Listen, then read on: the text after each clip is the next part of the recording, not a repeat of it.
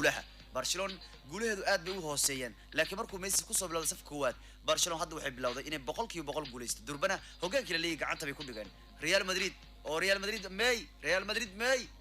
maalmay iska hogaaminayeen waan laga wareegtay hogaanka Barcelona bariyahan la liiga waa loo jilciyay macnaha ragga bariyahan bal liiga iska daldasho waa iyaga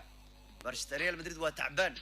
tacbaan oo tabar ma hayso marka Barca hogaankii bay dib u qabteen waxa lagu leeyahay soo laabashada Lionel Messi Barca waxay ka dhigtay koox aad u xoog badan inuu safkood ku soo bilowdo waa kay Barca boqolkiiba boqol guul bay hadda wadaano waana hogaankii dib u la wareegeen haddaanu barbardhigno Real Madrid maxaa haysta Real Madrid horta waa ka taala Real cimaamad ma lahan Real waa galab weyn araduukana Real Madrid xoog badneed bay sina ugu taala ka war Real daciif bay noqdeen bulukeeti bay noqdeen ummadana ma aan shub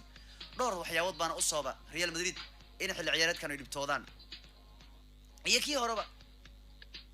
Mallorca baa ka badisay nin Mallorca ay ka badinaysa maxaa laga sugaa macnaa wax laga sugayo laga shansanay ma jirto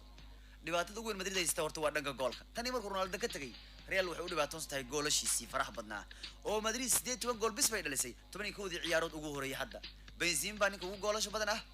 bay lama hayo hasad ha sheegin iyo fikrima ma jiraba wax ma bahayaba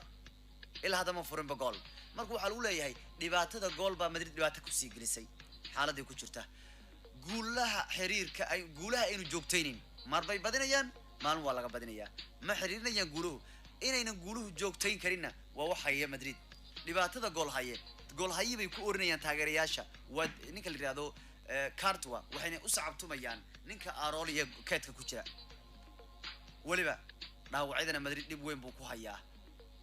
22 dhaawac baa galay Madrid 16 ciyaaryahan baana ka dhaawacmay tan iyo October dhaxda Madrid dayactir bay u baahan tahay Kroos iyo Luko waa daaleen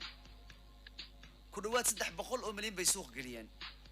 oo ciyaartoygii saxiida sanadkan ay soo sameeyeen oo dhan waa saldhig laayin sida Hazard, Mendy iyo Jovic, Rodriguez, Militao marka Real Madrid dhowrka waxyaabad ba u sooba in ay sanadku xaaladda gasho Barcelona waa duuleysaayo Messi oo soo laabtay Realna waxaan ku leeyahay waa ahaatay marba hadii Real ay jabto sidii ay ahaato weeyaan macna waxa weey Madrid waa lagu yaqaan dabeecadan maray Madrid hoogi hala ku dhacaya Madrid waxaad is leedahay inay soo laaban karto muddooyinkan uma badna